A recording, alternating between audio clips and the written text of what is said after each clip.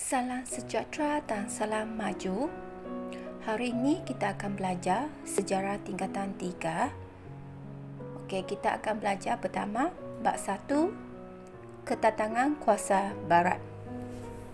Okey, dalam bab 1 kita akan belajar 4 subtopik, iaitu pertama, kestabilan dan kemakmuran negara. Kedua, faktor kedatangan kuasa barat ke negara kita. Ketiga, persaingan kuasa barat untuk mendapatkan dana jajahan. Keempat, perbezaan strategi kuasa barat untuk menguasai negara kita. Sebagai pengenalan, kita lihat kestabilan dan kemakmuran negara kita telah menarik kedatangan pelbagai kuasa barat. Okey, terdapat pelbagai faktor yang telah mendorong kedatangan kuasa barat. Mereka bersaing dan menggunakan pelbagai strategi untuk mendapatkan dana jajahan di negara kita.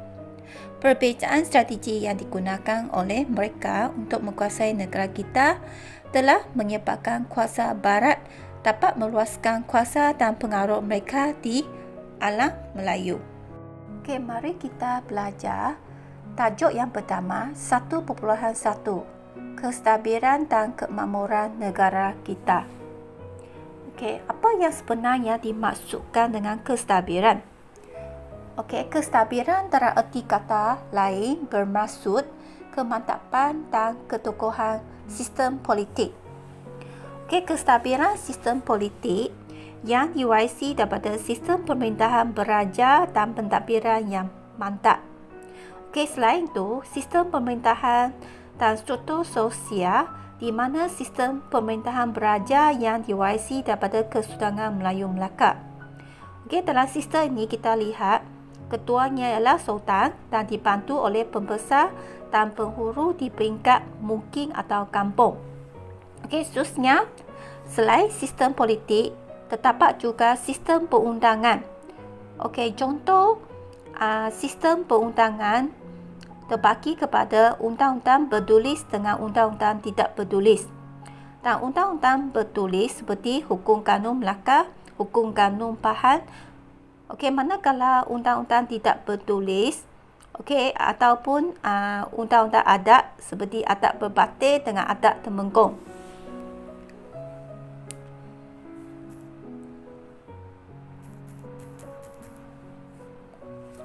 Kita teruskan dengan kemakmuran. Okey, kemakmuran yang terdapat di negara kita. Apa maksud kemakmuran? Okey, kemakmuran bermaksud kemajuan atau kejayaan. Dan aspek yang berkaitan dengan kemakmuran negara kita ialah sistem ekonomi dan juga sistem pendidikan. Jadi, kemakmuran yang dimasukkan di sini ialah negara kita memiliki kekayaan hasil bumi dan sumber alam hasil galian, kesuburan tanah, sumber makanan, kelautan, flora dan fauna. Dan untuk hasil bumi dan hasil laut, okey, negara kita kaya dengan hasil galian seperti biji timah, emas, perak, manakala hasil hutan seperti rembang ratus, dama dan rotan. Okey, seterusnya hasil laut seperti siri ikan hiu, timur laut, rumbai laut dan mutiara. Okey, di mana kita telah memanfaatkan hasil alam ini untuk menghasilkan keratangan daripada sumber alam. Contohnya, tahu mengkuang, tahu nipah diayak untuk menjadi tikar atau pakur, dan seterusnya membuat berabuk daripada dari rotan dan juga buluh.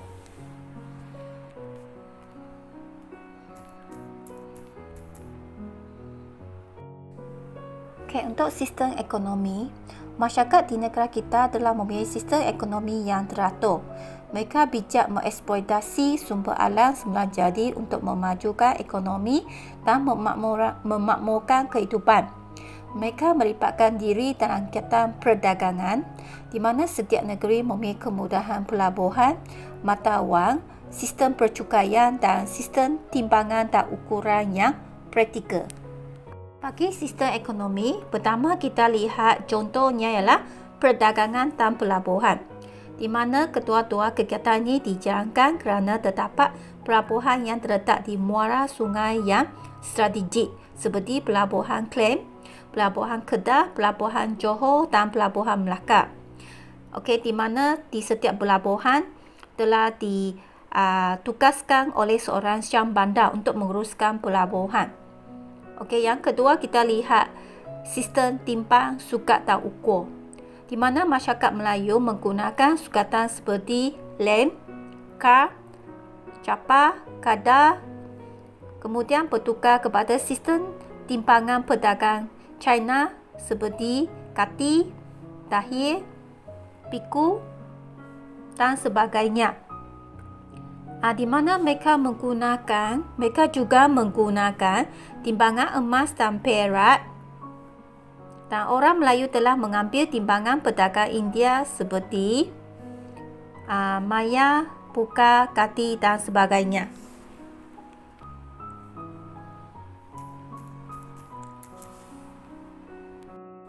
Yang ketiga kita lihat mata wang. Okey, pada mulanya pedagang menggunakan sistem barter ataupun tukar barat dalam urusan perdagangan. Kemudiannya mata wang digunakan. Contohnya wang logam yang diperbuat daripada timah atau emas. Idea menggunakan mata wang daripada logam, timah atau emas dalam urus niaga menjadi ikutan negeri-negeri Melayu lain untuk menggerakkan mata wang masing-masing. Yang keempat, sistem percukaian. Okey, sistem percukaian merupakan bayaran yang dikenakan ke atas hasil perombongan pertanian, hasil hutan dan perdagangan. Dan cukai ini adalah hasil pendapatan pemerintah dan yang disalurkan bagi memakmurkan negeri. Dan cukai ini penting kepada negeri-negeri Melayu. Selain sistem ekonomi, kegiatan keintelektualan juga merupakan pemangkin kepada kemakmuran negara kita. Okey, kegiatan keintelektualan ini berkaitan dengan pendidikan, di mana pendidikan ialah aspek yang penting dalam kehidupan masyarakat tempatan.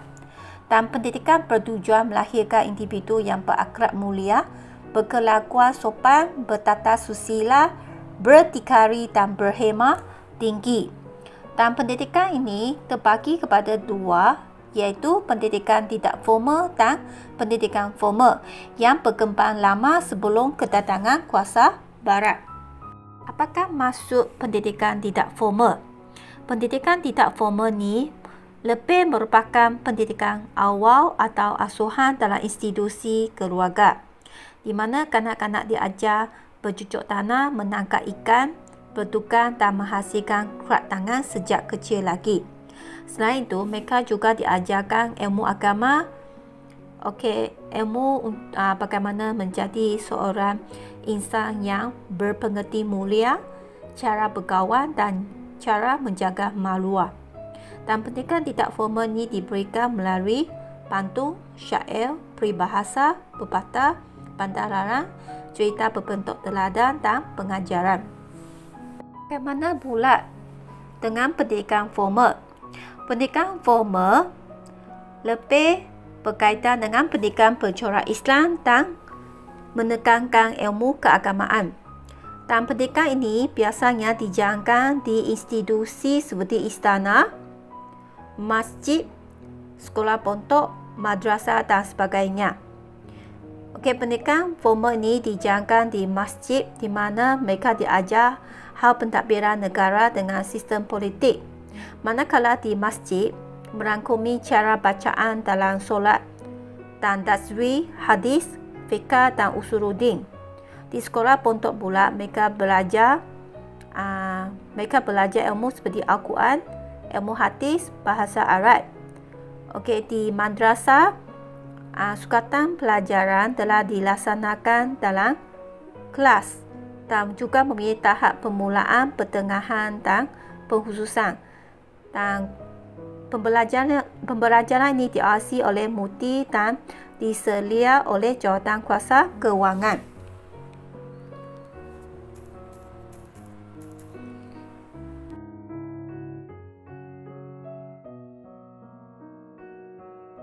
Okey, seterusnya kita belajar Bahagian kedua, bab 1, 1.2. Faktor kedatangan kuasa barat ke negara kita. Faktor berkaitan dengan sebab. Sebab kuasa barat datang ke negara kita. Jadi, sebagai pengenalan, kita lihat sejarah penubuhan ataupun sejarah kedatangan kuasa barat di negara kita.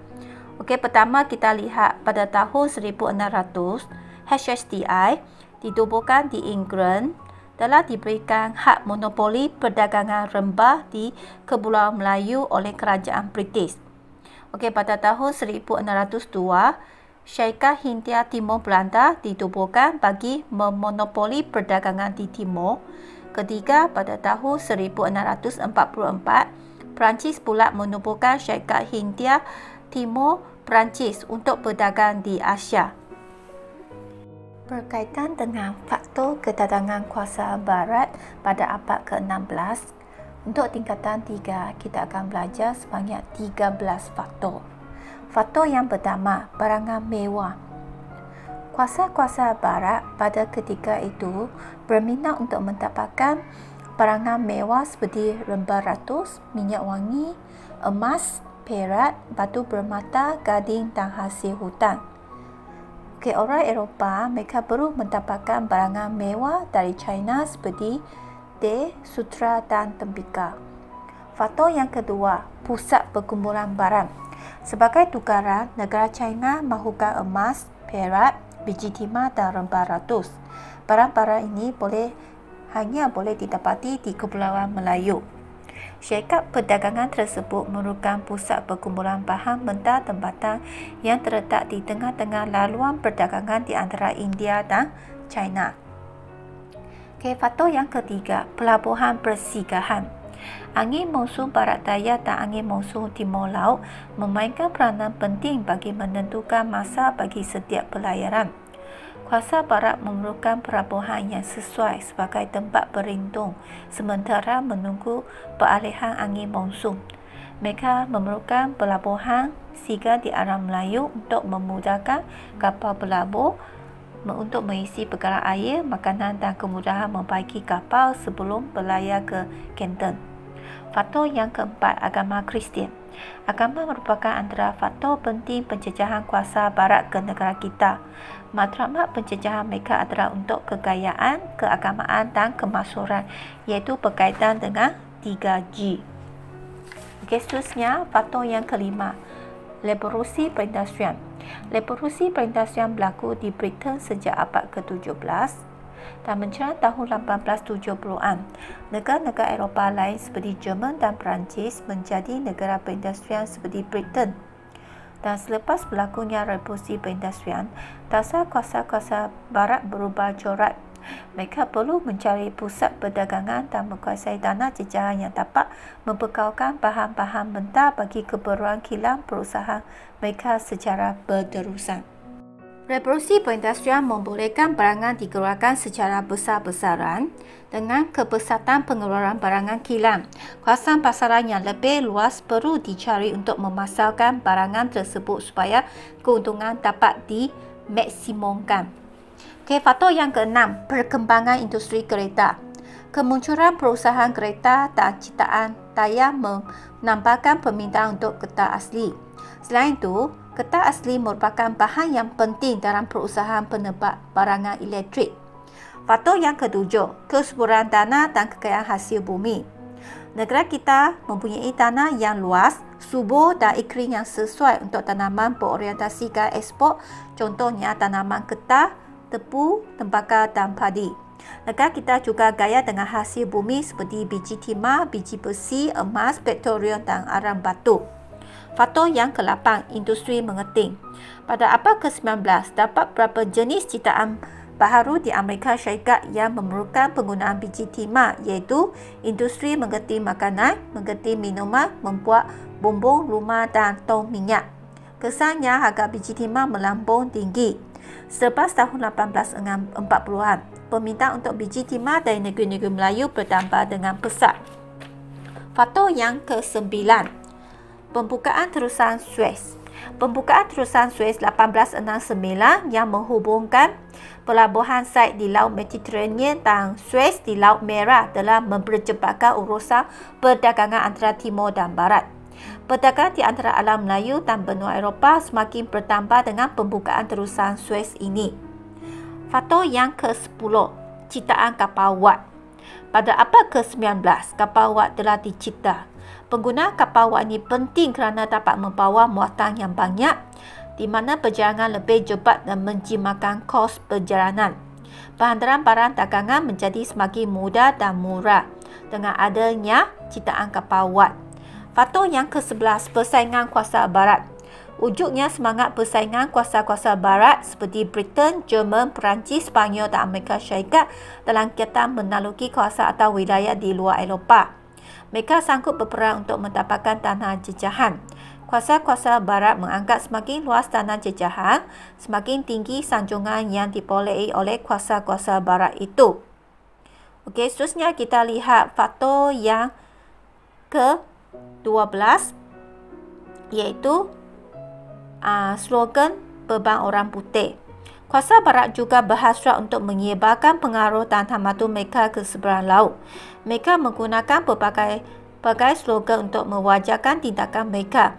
Mereka berhujah bahawa peradaban mereka lebih tinggi berbanding dengan kebudayaan penduduk yang dijajah bagi merasionalkan penjejahan mereka.